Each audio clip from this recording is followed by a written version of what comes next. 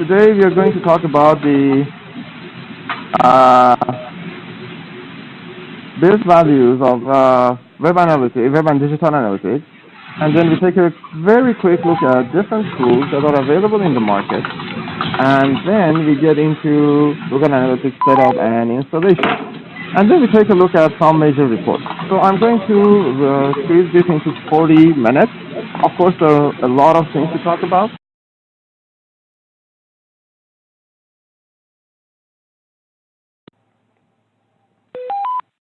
So let's begin. First thing first, I want everybody to know that web analytics is not Google Analytics. So when we talk about web analytics, we're talking about a broader concept. Today's topic is Google Analytics. I'm not going to cover everything about web analytics. I'll give you some hints and ideas at what the difference might be. So a little bit about me. I have an electrical engineering degree. I got it in 1992. I spent 9 years in multi-layer switching and routing network design and architecture, 10 years in software and system solutions, and I had multiple roles actually during that 10 years.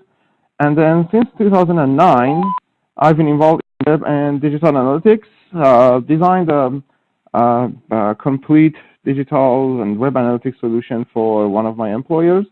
And now I'm, as Rehan explained, actually I'm running my own company, giving this service to other companies.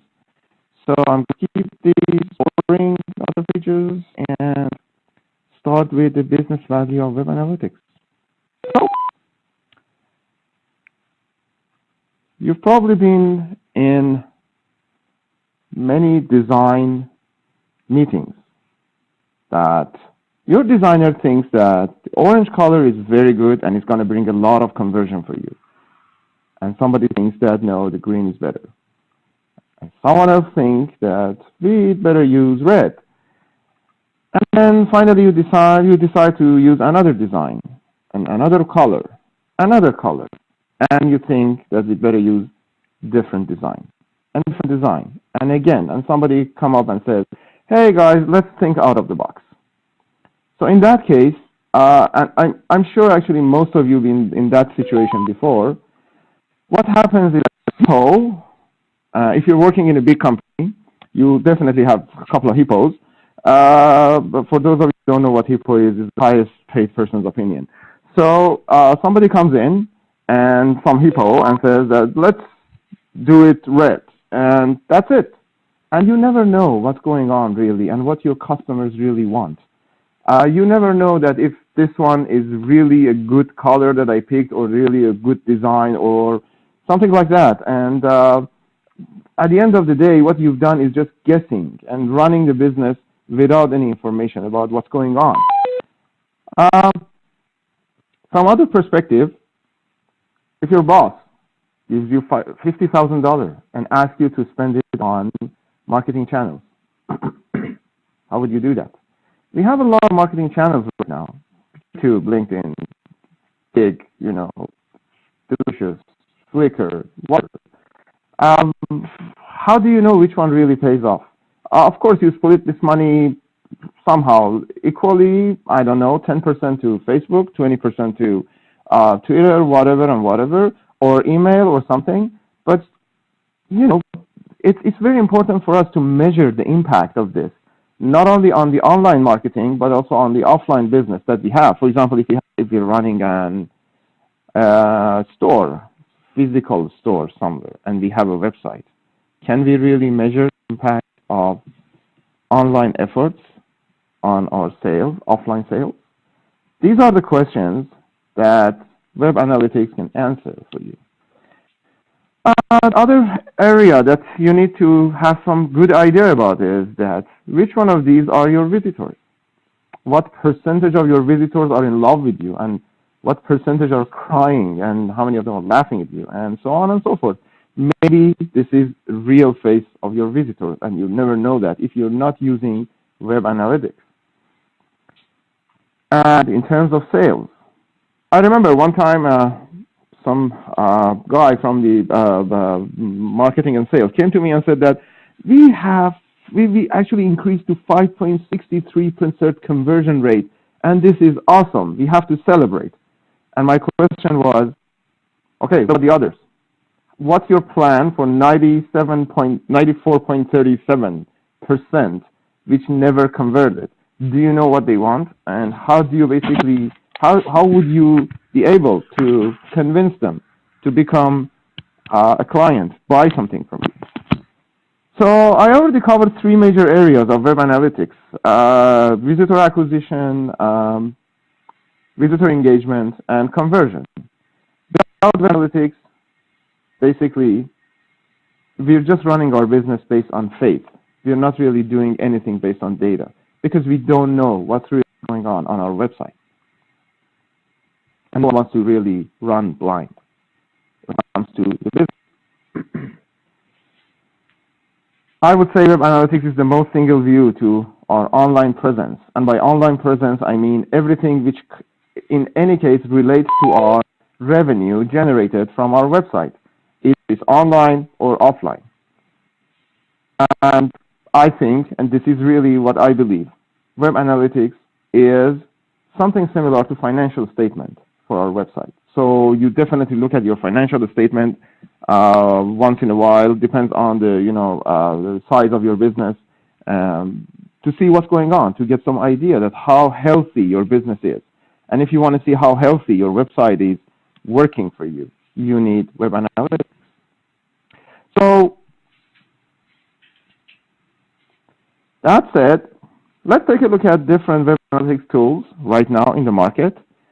So basically, there are two types of web analytics tools if we want to categorize them. Those who give us quantitative data, and the others are giving us qualitative data. So quantitative data tools are the tools that answers questions like what happened, and they are always after the fact. So somebody comes to your website, click on this, page load, submit a form, watch a video, and go out to the website by some outbound link click.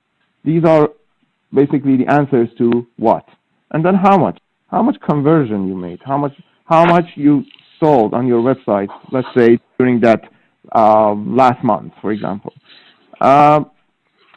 Quantitative data is all about what and how much. And the tools like Google Analytics gives us only and only data in this area. While qualitative data, which answers why and what else, are totally different, they're usually expensive, at least more expensive than Google Analytics.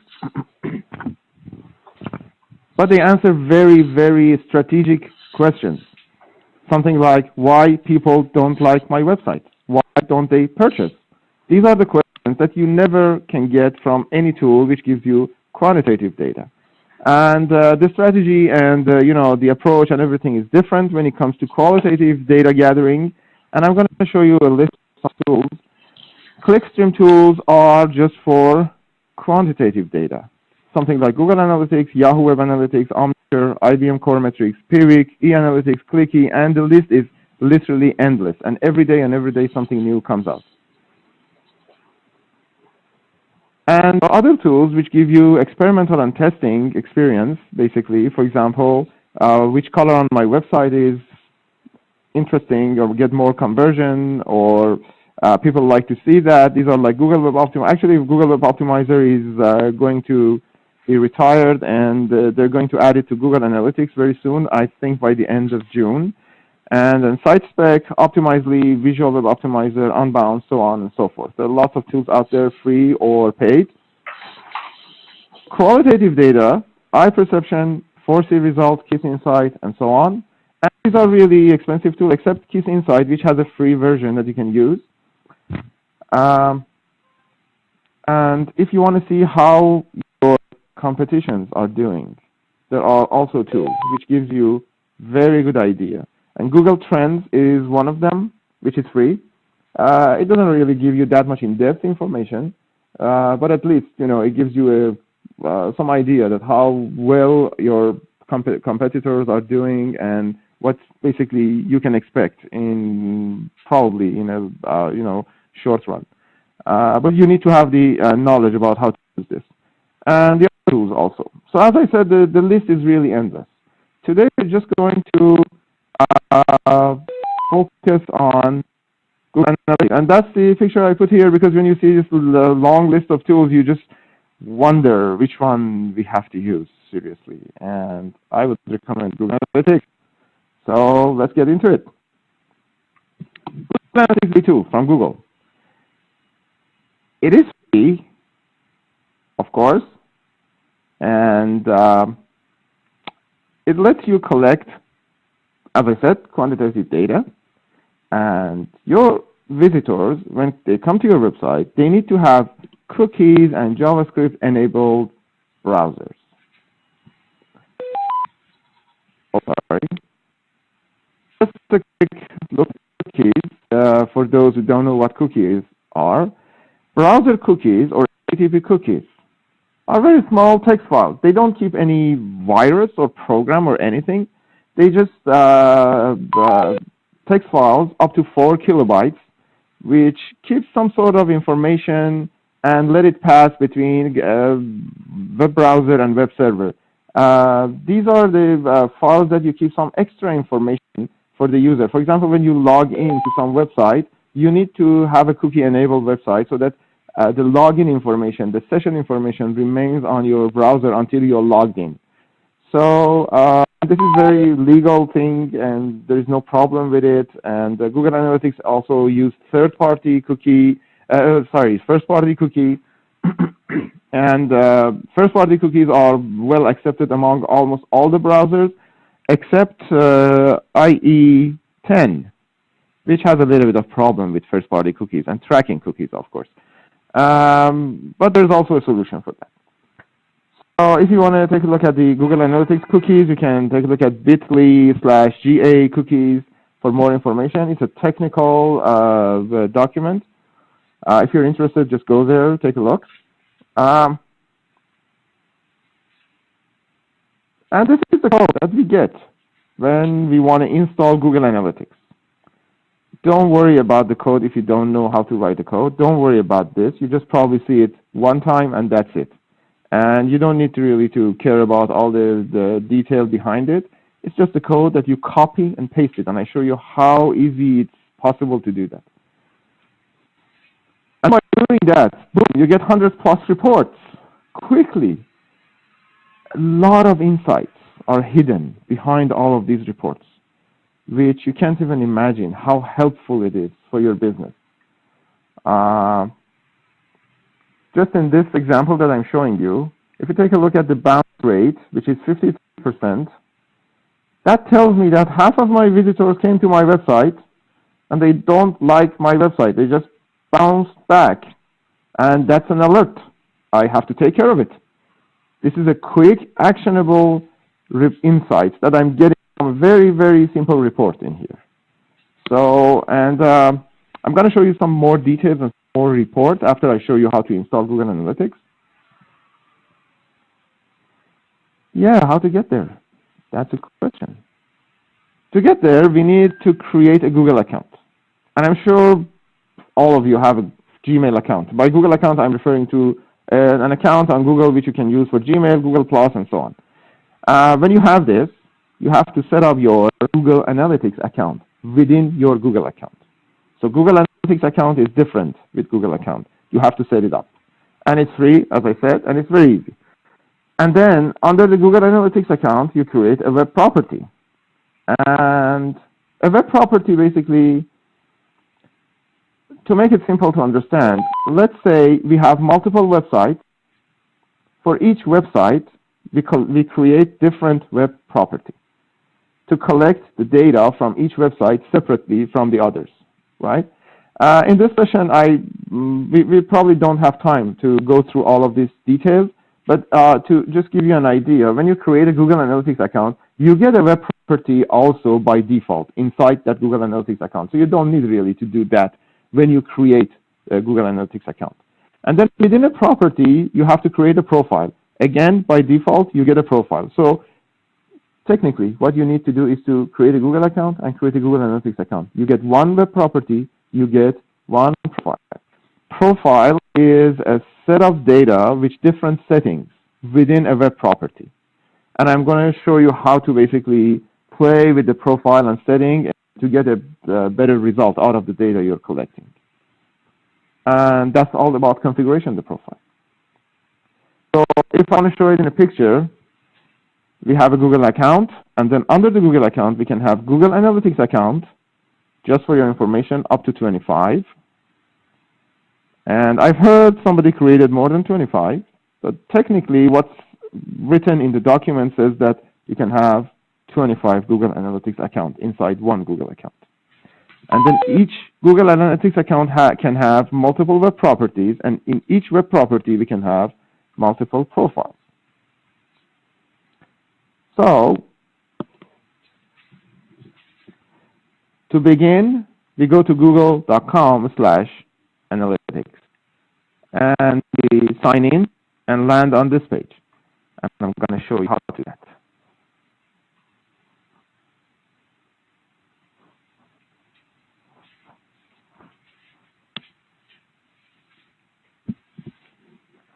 So I'm logged in here. So what I need to do is to go to google.com/analytics and land on this page. I'll sign in.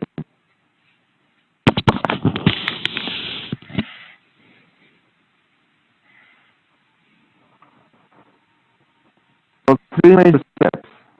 We have to sign up Google Analytics account, and then add the tracking code to our website, and then that's it. We get the report.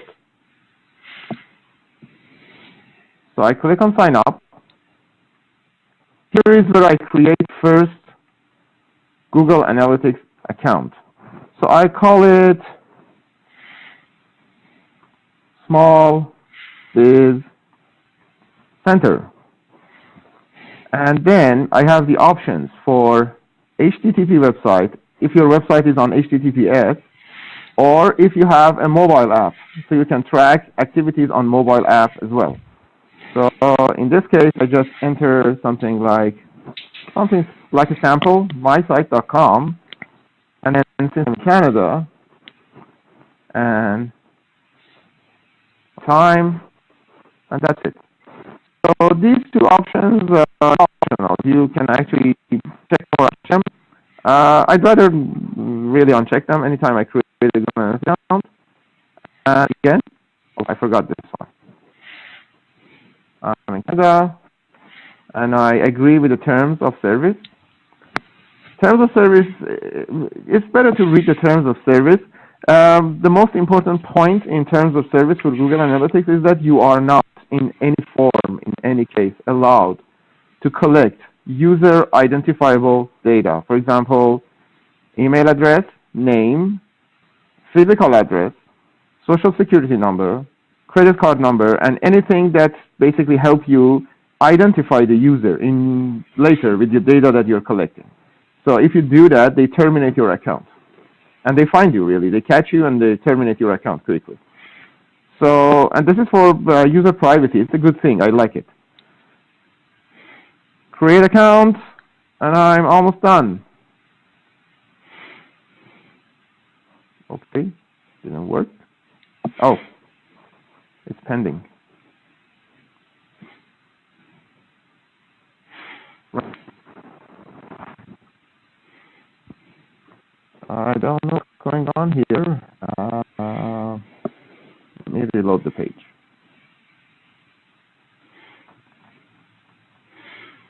Live demos are always a problem. Okay, so let me log in again. It just wants to log in again. That's odd.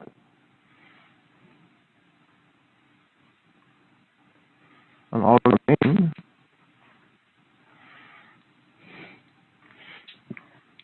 Okay, I refresh the page. Let me close this and go back.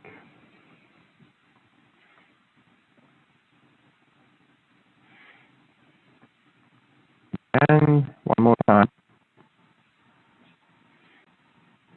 Here it is.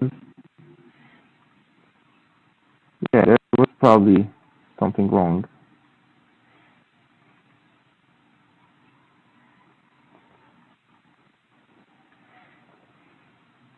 right. Everything looks cool so far.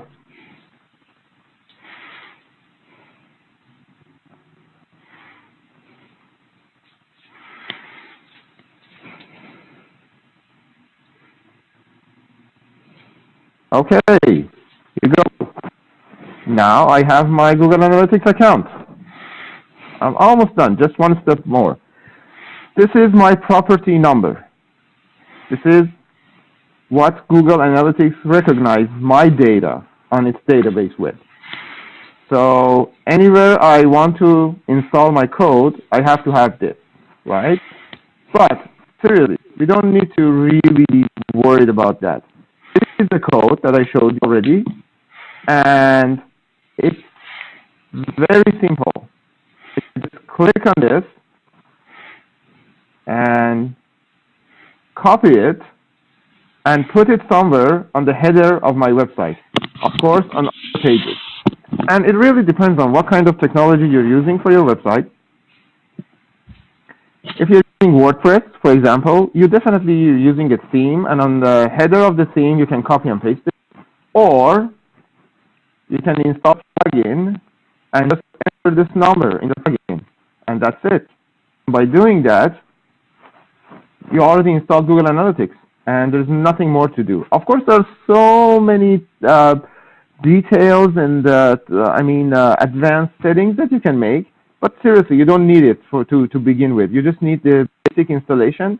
The only thing I can show you here is that if you have a single domain, which is selected by default, excuse me, just go for single domain. If by any case you have multiple subdomains already, your website is, for example, you have mywebsite.com, which is your website, and then store.mywebsite.com, which is your store, online store, go for this one.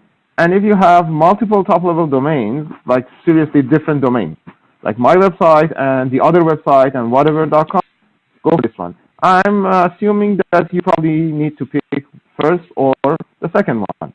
And by changing this, you see that the code changes a little bit, right? And so you don't need really to know what's going on in here. You just select what you need and copy the code, paste it on your website. If you're using other technologies, you have to be sure that all the pages already have the code. Otherwise, you're not collecting reliable data. You have to make sure about that. So if you're working with a web designer, web developer, just talk to them. If you're doing it yourself, find the best solution for it. The point is that you have to have the code on all the pages, and that's it. And by saving this, I've already created a Google Analytics account, a property, and a profile. And we are good to go.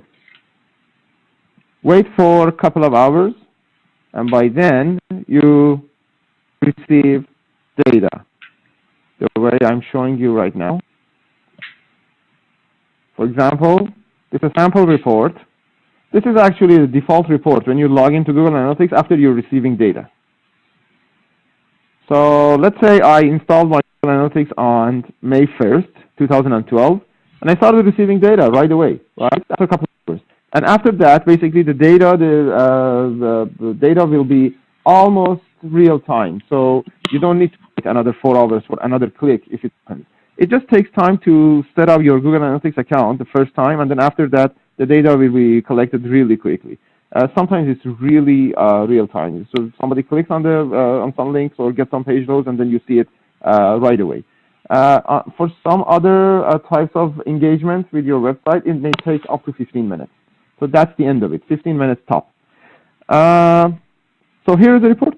I'm seeing the report, and it shows me that I had, within this date range, from May 1st to June 7th, I had 459 visits, and of these visits, I had 146 unique visitors.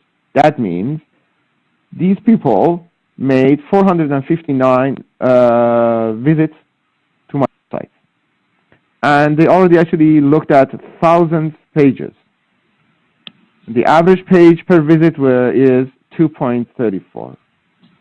These are all the information that might be useful somehow in the future, which I want when I want to take a look at the design, when I want to see what kind of actions do I have to take to make things better. Average visit duration is almost 4 minutes, which I like. It's a very good engagement rate, and the bounce rate is 60%, which I'm not happy about this. But the reality is that this website that I'm showing you, it's pretty straightforward. So people come to it, get the data, click on some button, and then go away, right? So they don't need really to stay that long. And sometimes they just click on the button on their email, so they don't even visit the website. They just click on the button, the page loads, done. And that page load with no other engagement is a bounce rate. So it's a bounce. So it increases my bounce rate. But anyway, these are the numbers that I'm seeing right now. And it's the audience overview. So if I show you more details in here, if you take a look at the left side of the screen, the menu that we have in here, forget about advertising for now. Audience is a general report, some kind of like sexy data like technology, browser, mobile version, those kind of things. Traffic source is all about visitor acquisition. Content is all about visitor engagement because content is what basically engages visitor. And conversion is all about purchase. So three major areas that I always take a look at when it comes to analytics. I begin with traffic source. If I take a look at this, I'm getting a quick overview of who's sending me traffic. First of all, search engines, 45%, not bad. I don't want it to be more than that because I can go down overnight when they change the algorithm. So I like to keep it 40, 45 top. That's what I like. Referral traffic is anywhere that I have a link to my website, and anywhere like email, group pages, other websites, and so on. And the direct traffic is where people really enter the address or they bookmark it. And then about close to 8% campaign. So I can track my campaign traffic as well. It's an advanced technique, which you need to learn it, but it's doable. So you see that I can take a look at the campaign that sends me traffic. If I go to source, I can see all the details of the traffic. If I take a look at the campaign, I had two campaigns, one from my website, which, me crying right now. It's just my website sends just one visit to this website, the other website that I have actually. So, and this campaign, only through email messages, I'm getting 32. But from the Facebook and from the LinkedIn, I just got 1 and 1. So now I know the value of the email message versus Facebook page and LinkedIn profile. Excuse me. The best thing I can get in here is that I can see that which source and medium within my campaign created more visit duration for me. So in this case, you see that email message that I sent created close to 15 minutes of engagement. Average 15 minutes. That means somebody probably looked at the page for 25 minutes while somebody looked at the page for 10 minutes. So this is a very valuable information for me. So now I know where to invest. If your boss gives you 50K, where to spend it? I spent most of it in here because I'm seeing a result really here. While the others, maybe not. Maybe I have to improve, or extend some of these. Maybe it works later better for me, but right now what I'm seeing is email message works the best. And that's mostly it about the traffic source. Content. Take a look at content. These are the most viewed pages. And I see report. And I have 180 pages, 180 views. So I expand the report so that I can see everything in here. And the most watched page was this one, which had 108 page views with a bounce rate of 58%, which means half of these people who looked at this page basically stayed on the page and clicked on something. And the average time on this was 3 minutes and 21 seconds, which is not bad. So if I know what this page is, I can basically plan for the future to have something similar, or some extension, or some more data about what I already provided in this. Actually, this one is an event. I don't remember what event it was, but probably it was something about social media, because I remember the social media event was the most, wanted event in the events that we had, social media analytics. And then another event at 98, and the other event. And as you see, I can get a lot of in-depth information about what's going on. So for those of you who might be interested in seeing what keyword brings people to any of these pages, I can add a second dimension here. Keyword. Of course, it makes it a complicated report, but go down. Watch Meetup Web Analytics Champs brought someone to this page. Brought 6 people to this page. And bounce rate was 100%, means they didn't really stay on the page. And Meetup Vancouver brought people, again, bounce rate 100%. So I can do an analysis for all the pages and all the visits versus the keyword. But some pages with the no keyword for the traffic, I mean, they came either directly or through a link or something. And there are some keywords which are not provided. The Google decided not to give you the keywords when people are logged into Google and run the search. So if your visitors are logged into their Google account and run the search and land on your web page, you don't get the keyword because they are on HTTPS, and Google decided to respect their policy and not give you the keyword. You can get this keyword from different tools, but not really directly in here. What brings me up? Brought 2 people. So basically what I'm seeing here is that those who came from keyword search, they really didn't say that much on my website, right? Except for this one, Watch Vancouver, 2 and 2 minutes and 13 seconds, no bounce rate. Bounce rate is 0, which is a good result. So by this, I can do the keyword analysis. See that each keyword basically brings me better traffic. It's a very easy feature in analytics to make a correlation between different metrics and dimensions, and then get all the reports that you need where you like it. Bidad, you're breaking up a little bit. Okay, is it better now? Yeah. Try not to move around the browser when you're talking. Okay, so I think by this, and just by showing the conversion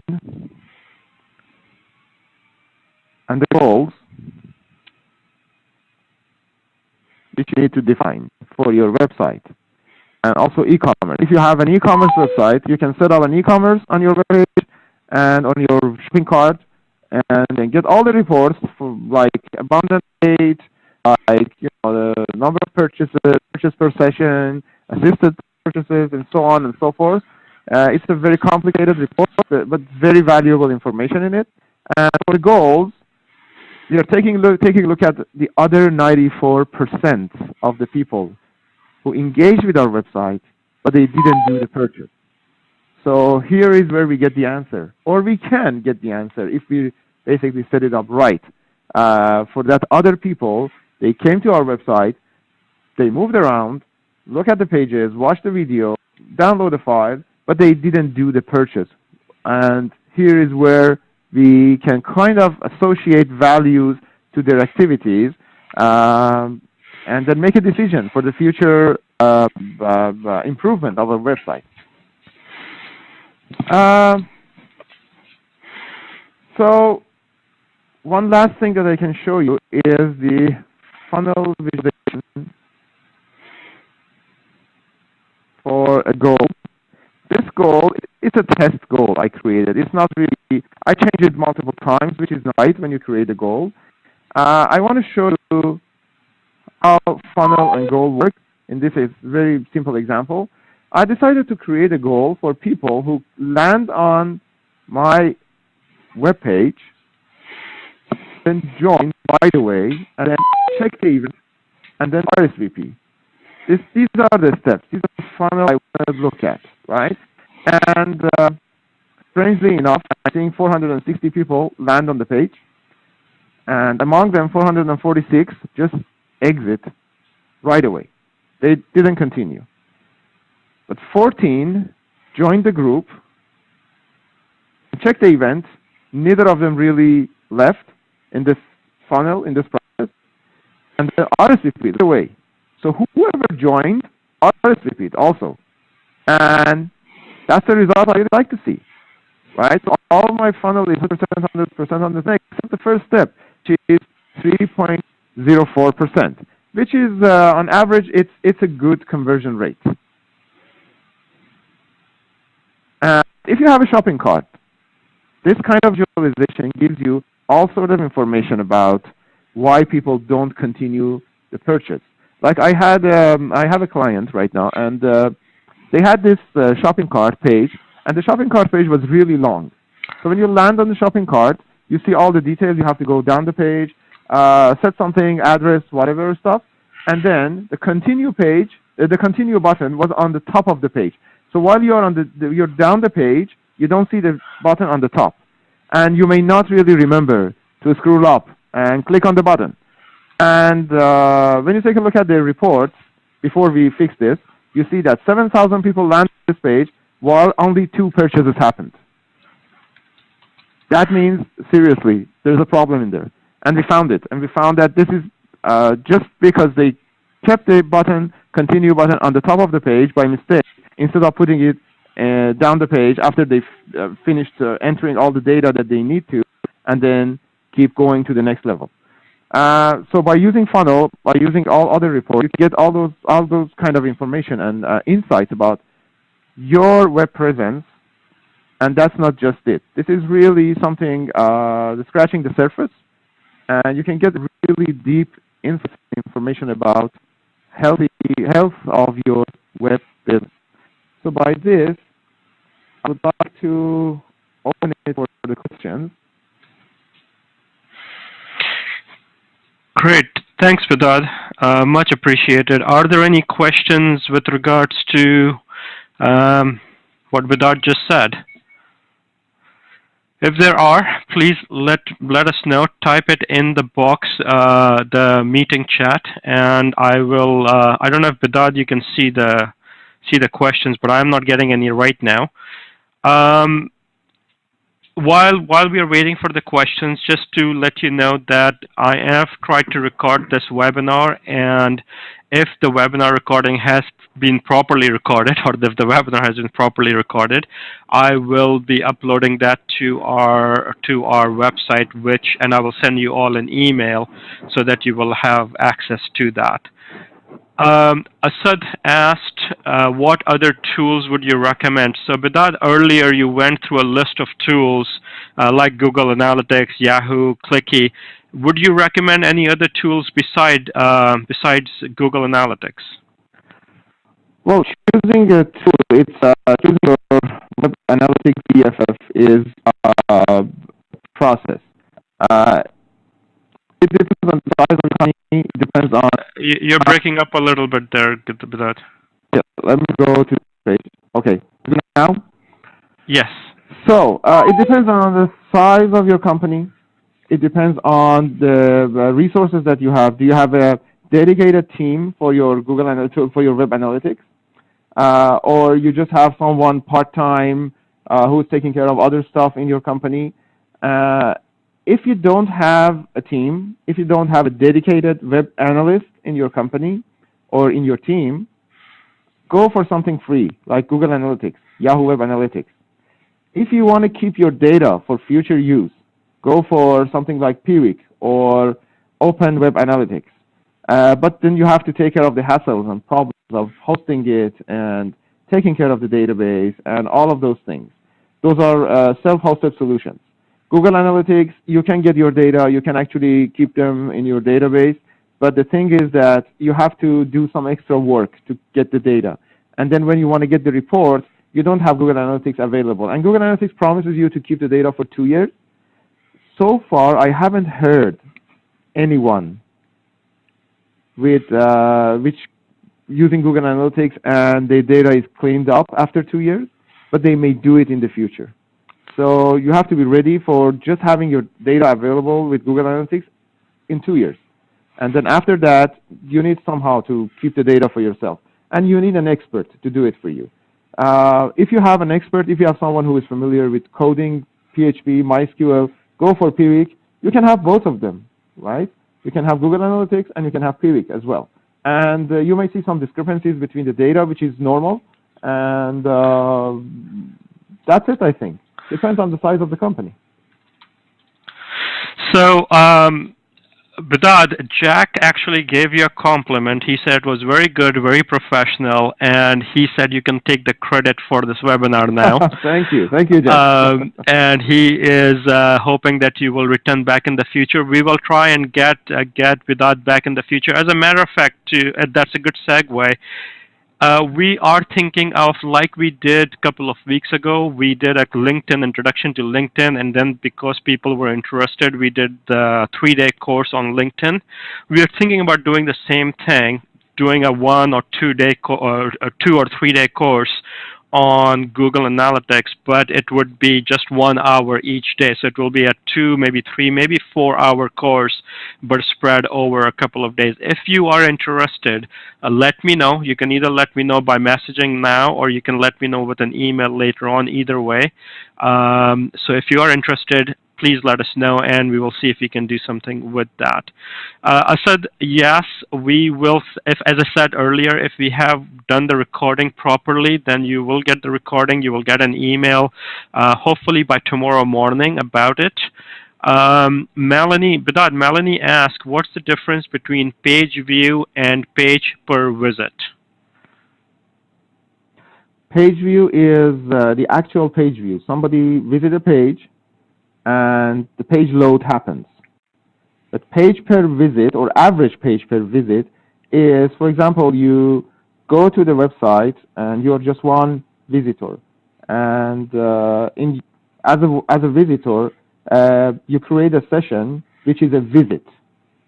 So now I have to get into a little bit of technical description of it. So one visitor creates one session at a time, and the session remains active for 30 minutes if there is no activity in the web page. If you're moving around the page, and if you're moving around the website and check other pages and everything, the session keeps basically refreshing itself, and it's active until you leave it for 30 minutes, or close the browser.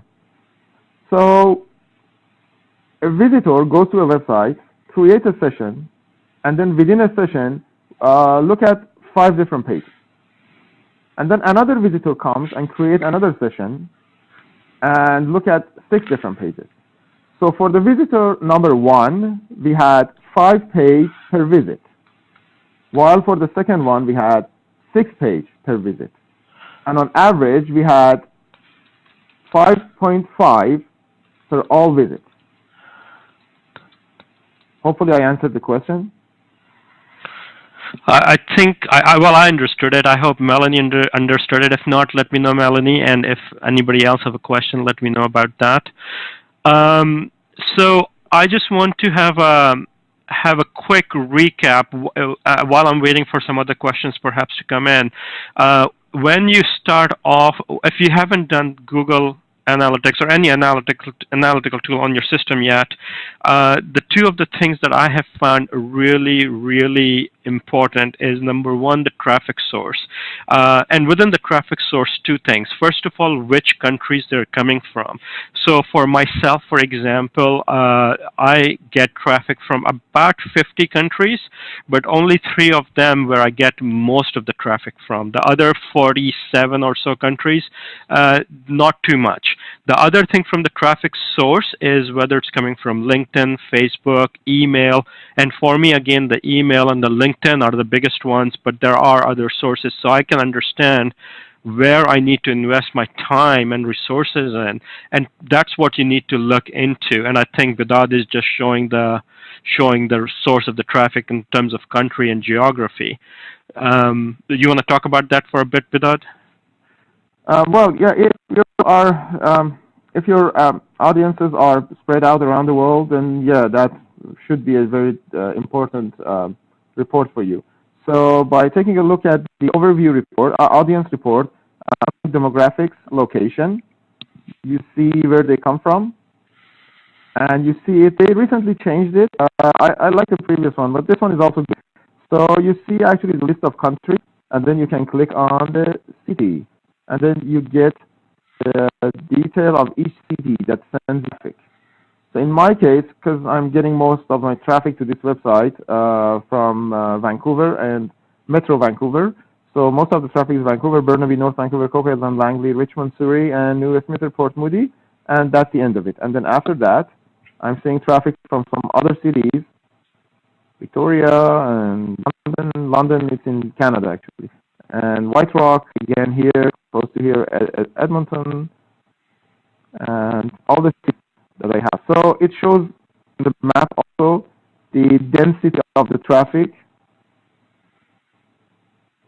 and the cities. Go ahead. Yeah, go ahead. No, I was just saying, so what the important point to understand from this is not just where it's coming from, but really to figure out what's the next thing you need to do with it. So the other report that I really find helpful is the content report. What pages people are looking at the most. What that allows me to do is then know what my members are interested in and produce more of that content rather than just produce content and don't know what people are interested in, right? Once you look at the content that people are visiting a lot more and spending a lot more time, then you can produce that content. If you are in e-commerce, you know what product people are interested in and what more of that product to sell. The point that Vidad made earlier about how much time people are spending, that's a very important point to remember. It's like if you go shopping to a shopping mall, right? The more time you spend in a store, the more likely you are to buy something. If you go in and have a quick look and 60 seconds later you walk out, the chances are you're not going to buy a lot of stuff. But if you spend, you know, half an hour in a shop, you're probably going to buy something. It's the same thing with a website. The longer somebody spends on your website, the more likely they're going to convert to whatever it is that you want to convert to. Bidad, I have a question here from Asad. He's asking if you would recommend any social media analytical tool. Before I answer this question, I want to actually show you this report. I recently started an online magazine, natively a Persian speaker. I started this online magazine. I was saying that I recently started an online magazine for Persian speakers in Vancouver, and this is one of the reports that I'm looking at, and the website actually has multiple categories, and I'm kind of shocked that people would like to take a look at the Know the City category more than, for example, beauty and fashion or culture and literature. They want to know more about the city than anything else. And it's just about 10 days that it's up. And I haven't really advertised it or anything. It's just organic traffic which comes to the website, right? So this is one of the reports, as Rehan said, content, site content drill down. If you design your website correctly, you can see all the categories that you have on your website. And it's some differences in here as well. It's okay because it was under the test. And you see that the category section gets most of the traffic, while the homepage, it gets just one visit less than the categories. It's interesting. That means most of the people land on the category than even the homepage, right? To answer the question, for social media, there are tools available. It depends on what you really want to analyze. Because social media is the most complex ecosystem on internet. Just to give you an example, let's say you post something on your Facebook page and somebody tweet it and someone sees that on LinkedIn and then click on it. So you see that, just going back to all of these sources of traffic, it's not that easy. You may not even be able to collect the one step before the LinkedIn click.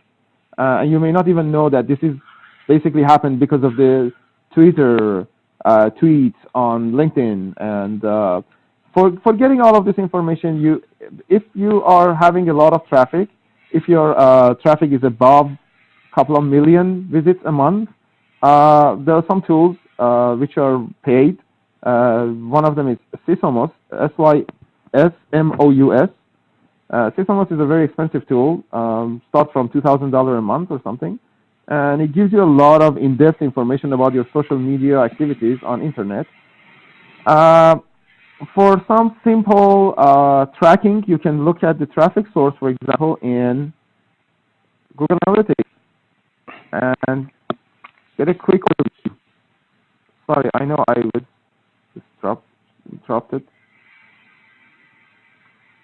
Okay, let me go and show you a report in some other ways.